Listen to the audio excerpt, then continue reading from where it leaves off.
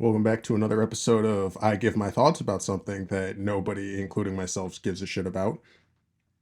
On today's episode, we'll be talking about the new dungeon that at the time of this recording, I have two clears on. So I don't even actually, I could just, there's a bunch of stuff I might not even know. I'm gonna be honest. We're here though. Hey, look, I have the pretty contest emblem. You should listen to me. I did it when it was hard. Yeah, right? That's how that worked. Anyway. So starting with the first encounter, we're just going to skip through all of the, spawn in, run past a bunch of nonsense. We'll just start in the first encounter. Anyway, starting in the first encounter. I think the encounter's fine. I think it's a fine add clear encounter. I don't think it's complicated. I like the way the game teaches you important things that's going to be going on, right? Like the way I learned the encounter, we kill bat, we see symbol, we know takes track beams to where symbol is, right? Like flash the light through the lenses to the symbol, right? I like the visual on top of the pedestals for each of the movable lenses. I like the visuals of the jewels at the base to show you where they're pointing if you're paying attention to make, your life easier so you're not just spinning it randomly trying to figure out where to go. And then, two waves, three waves, totally fine. The one thing I don't appreciate, which I wish I had a clip to show of, but I don't, because the one time it happened to me was actually in the boss room, is just the subjugators just straight up shooting through walls. That's not, especially on a contest, that was pretty awful, but like, that's just not great. I do like if you put in the wrong symbols, by the way, but just a fucking tormentor spawns. For, like, obviously it's for punishment, but for no real reason. Like, in reality, nobody should know that guy spawns if you do that. Nobody should ever be getting any of this wrong. I only know what happens because I was up at, I don't know, 11 a.m. after 3 hours of sleep after doing contests for like 20 hours the first night. And I misread the last symbol, so I put it in wrong. And then I was like, "Oh, what's up, big guy? How you doing? What's cracking?" So that was terrifying. But other than that, that's kind of pointless. But who cares? Whatever. Anyway, gonna again just skip the transition zones. They're whatever. The only thing I'll say about any of the transition zones is the same thing I've been saying for years, which is I wish the dungeons were A, more forgiving when it comes to checkpoints in transition zones, and B, they just weren't respawn zones. Like, if you're gonna make them so that there's more checkpoints, then sure, whatever, make them respawn zones. But if they're not gonna be respawn zones, then obviously that doesn't matter. And I'd prefer them to just not be respawn zones. I mean, I understand it's endgame content, but also it's a dungeon, man. Nobody cares. There's no real reason to punish anybody going through there. Like, I'm not saying don't have ads in the transition zone. I get it for, like, making, like, solo flawlesses or whatever more stressful. Just, come on. It's just unnecessary. That's all I'm saying. And especially because, like, when you're in a group and somebody dies way off behind you, it's like, okay, cool, well, you're staying dead because A, we're not going to hit a checkpoint, and B, you're going to be dead for 40 seconds because you're in an area that I can no longer get back up to. It's just annoying. That's the only thing I'm going to say about the transition zones. Anyway, we get into the lock set, or at least, let me say, we'll start with the lock set tutorial, which I think is the worst tutorial that's ever been in a dungeon, right? Like the dungeon in the raids, somewhere around the time the garden launched, I would say, if nothing earlier, started going in the direction of, like, early encounters are trying to teach you, and there's also stuff in the transition zones to teach you how the mechanics are going to work. All the dial does is teaches you to spin the dial with resonance, right? It teaches you can flip them back and forth, or turn them clockwise and counterclockwise rather, and it teaches you, putting in the resonance switches the logos, right? It doesn't teach you, and I'm not saying it has to teach you what the 5 symbols inside of the lock set's room is, but combined with the first encounter showing you the symbol from killing the bats, and then showing you the symbol on the wall to tell you which dials you need to spin, what symbols you need to spin onto the dial for the tutorial. I feel like it set a precedent that the game was going to show you a symbol to then match the symbol, right, for future reference. But then Lockset obviously doesn't do that, which is a little frustrating. But anyway, I think the tutorial overall, like, I get that it's just there to teach you resonance, but I feel like it's a little misleading. just because of what immediately follows, which just because of what immediately just because of what immediately follows, which is obviously the lock set fight, where the symbols mean something which they don't in any of the other encounters, which that's not technically true. Obviously, they mean something lore wise, but we're gonna, that's for a minute from now. Anyway, get into the lock set encounter. I think it teaches you very poorly about what is happening in the encounter. And part of that is on contest, at least for me and my group, we tend to be a little bit more cautious, right? We're not up on top of enemies, spawn killing them, like in every part of the room, visualizing everything, looking around, right? Which we should be. That's on us. Maybe it would have been a little bit different had we been blindly doing it off contest, where, you know, you've got a little bit more leeway. But like, it took us a very long time to realize what the symbols were doing. And the only reason we actually figured it out is because we ran Vow back in the day, and both my brother Jay and friend Zim both knew the names of what the symbols actually were, which I never have. We came up with our own symbols for Vow.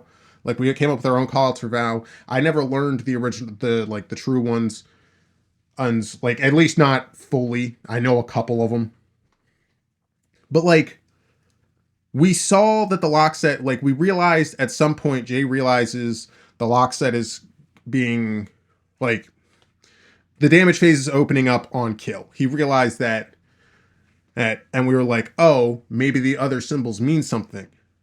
Or rather, he was like that. I thought he was batshit crazy, because I'm like, there's no way you're shipping a new piece of content that is in no way tied to this other piece of content. I'm talking about, like, monetarily tied, by the way. I don't mean, obviously they're both tied. We're in Rogue's Pyramid. I get that. But like, like a piece of content you have no way of saying somebody else has played. There was nothing like, you weren't like, hey, you should it wasn't like Bungie or something in game was like, hey, you should really go do Vow before you do the dungeon. Like, none of that happened. So I thought he was batshit crazy for being like, oh shit, it's kill. Kill means that the immunity the immunity ends. Like, it means that because it is kill. And I'm like, you're fucking out of your mind. It turns out I was wrong. Anyway, I think the game poorly does teach you that encounter when you're referring to it in its own instance, right? Like, there's nothing, again, unless you're paying really close attention to the dials, there's nothing to tell you, like, there's nothing in the feed or anything to tell you that something is happening when stuff happens, right? The only thing that's ever showing up in the feed is like the lock set's looking for a new lock or whatever. So that is a bit frustrating. I think that is done poorly. I think when you know what is happening in the encounter, it's a very fun encounter. I enjoy the encounter. I like the way DPS starts. I like the options as a player you have in controlling things like that. The only slight I have, or the only thing I don't like in the encounter when fully knowing what to do is I still don't fully understand when ads spawn, like the guaranteed ad spawning on the full waves. I don't know if there's a way to tell, because a lot of times it seemed like they were spawning smack in the middle of DPS, right? Like they were spawning right after the second lock would be finished spinning up and before the third lock, right? Like if you look at the top bar, it would be split in the middle, ads would spawn.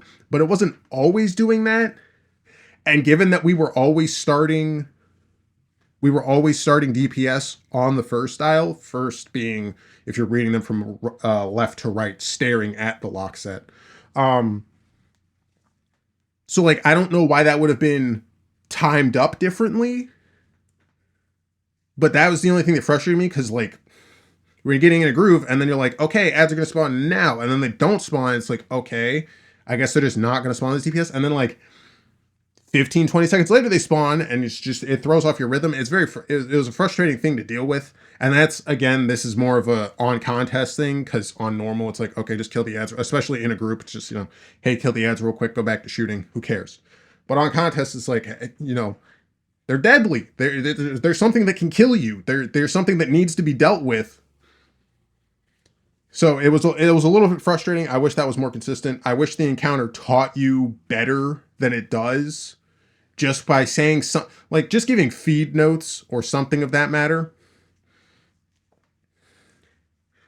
But other than that, I think the second account is fine. I will say, while it's a fun gimmick to push the shrieker balls into the center thing to open up the door after finishing the encounter, I this goes back to, in the past I've talked about, things are built and they're a very good first experience, but very annoying every other time through. And I wish the game would pay attention to if you've cleared before. If you're playing with a group that everybody has a clear, that door should just open. Pushing the ball again is, it's just one of those things that it's not necessary, right? Again, it's a fun, cool, like little thing to figure out the first time you're doing it, and then every other time it's like, fuck off. I don't care about you. And like, anyway, you get the point. It's just weird. Anyway, next transition zone, again, more of the same. The only thing I'll say about this transition zone is, while obviously they feel the need to teach you about the shooting door, and I'll say it again in the boss fight, but that shooting door is awful. I feel like I get what you were going for, and it's, always fun to try new things. I think that's a whiff. I think the door needs to be touched up a bit. And then obviously you've got the boss fight. I don't like, how do I phrase this? Okay. So like, again, I only have two clears. I haven't gone back and looked at the footage of the first clear either, because I don't have footage of the second one. So if I'm, again, anything this entire time I've said, if you're immediately like, that's wrong, that's not correct, that's not how that works, my bad. I'm going off of what I experienced, not what I necessarily, know as fact. So apologies if any of that's true. The game, I don't like starting, like, what the combination to start DPS is in the boss fight. I don't agree with it, because the game teaches you the entire time. Again, you go back to the first encounter. You kill the bat, it shows you the symbol. That's the correct symbol. Doing the tutorial for this, the second encounter, doing the tutorial for the lock set, it shows you the symbols on the door, so it's telling you those are the correct symbols. Doing the transition area between the lock set and the boss, and you go into the room with the lenses again and you flip them towards the things, those symbols on the door are telling you the symbols you need to do. And then suddenly you get in the boss room, you kill the bat, it tells you a symbol, and that symbol is the opposite of what you're supposed to be doing. And it's a frustrating way of thinking. And obviously people figured it out, and it is what it is. Situation is very frustrating to learn, because it's like, we didn't guess it immediately. It took me a while to really look at the dial in the boss room and be like, okay, it's split down the middle. That must mean something. Again, the bat has to mean something. It's not just there for fun. And that symbol must mean something. It's telling us to light those three up. And I guessed, again, it was opposite. I thought it was telling us what to light up, not the opposite of what to light up, because of everything the dungeon had taught us to that point. And again, if there's something in the feed or somewhere in the mission objective where it's then telling you to seek the lie or whatever, then that's on me for not paying attention, right? That's fully on me. But it's still very frustrating when you're just looking at it in the lens that, like, I was, again, because it's just what is physically represented to you, like represented in front of you or presented in front of you, is, hey, here's this thing, and this thing is important because you need to do something with this thing. Whereas again, in the boss room, it's, here's this thing, ignore it. Well, not ignore it, but do the opposite. And it's just it was a very frustrating moment. Like I said, also, I don't care for the shoot door. I think it feels too inconsistent with most weaponry. And I don't think you want to bind people to using specific weapons, and it feels crazy to be like, hey, I can have this weapon on and I can have this weapon on, but my primary has to be this, even though I don't like using this, because it's the best thing I can use to open the door. Or if you're using a special weapon, like the best way I could open the door was with a trace rifle, right? So I just started using a trace rifle. So you're taking away my special slot because I need to then just physically open this door, and it's very frustrating mechanic that I think needs tuned to just far less damage needs to be, or far less consistent. I don't know really. I couldn't understand what the markers were for what it wanted, because you would think an auto rifle would be pretty close to the trace rifle, and it felt wildly different. And I understand they do different damages, but like even an LMG felt wildly different, and it was closer to the AR than it was the trace rifle. So like, I hope that gets tuned in the future, because that is a true pain point even on normal. It's very frustrating. I don't like the boss's mobility while damage is starting. You want the boss to move around once damage is started and pre-damage. Totally fine. I'm okay with that. I have literally no problem with that.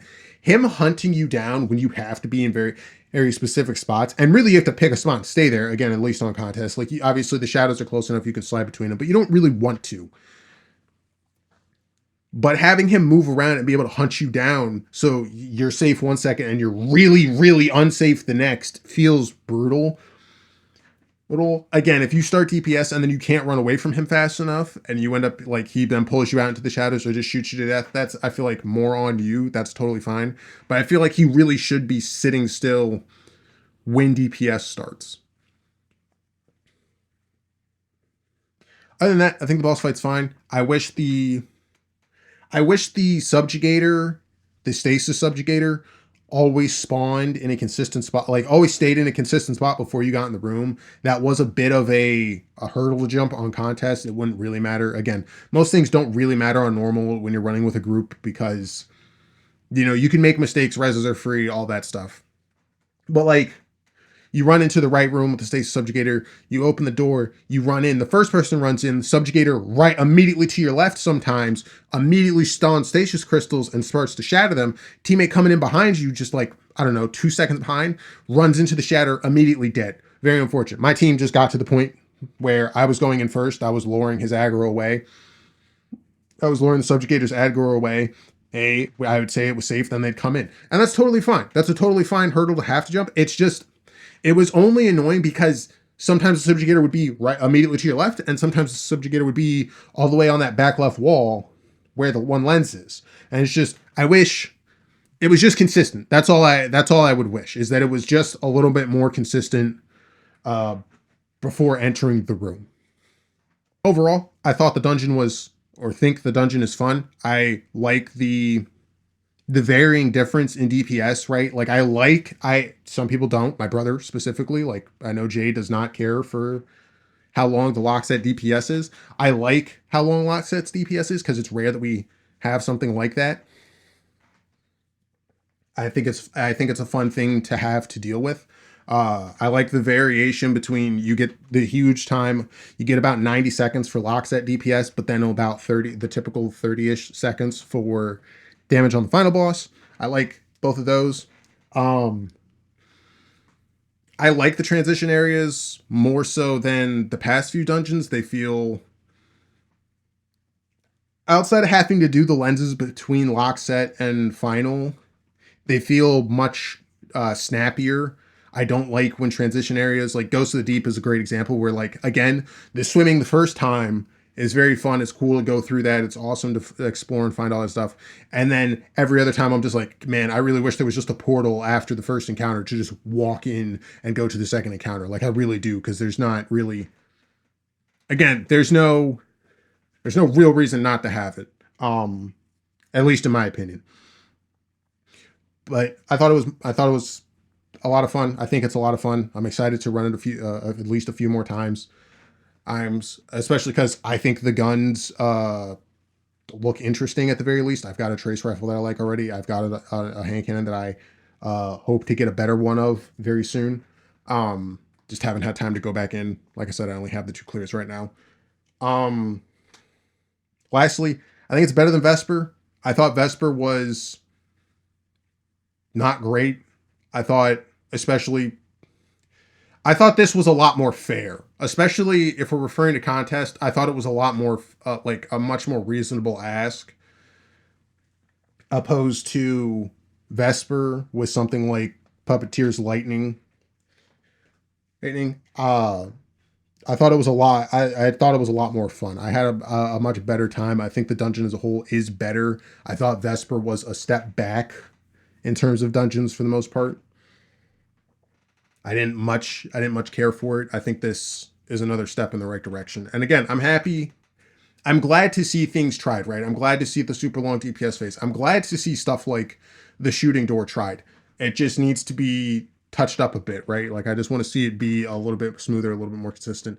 Again, like I said, I wish that a couple of the spots taught you in game a little bit better. I'm not at all a fan of the lore meaning of the symbols being relevant when they're not presented in the dungeon, unless they are somewhere, but they need to be presented in a more like, because people figure out the symbols right in Vow because they tell you what they are if you walk into the lore room and you walk up to the symbols, right? They tell you what they are. I'm pretty sure.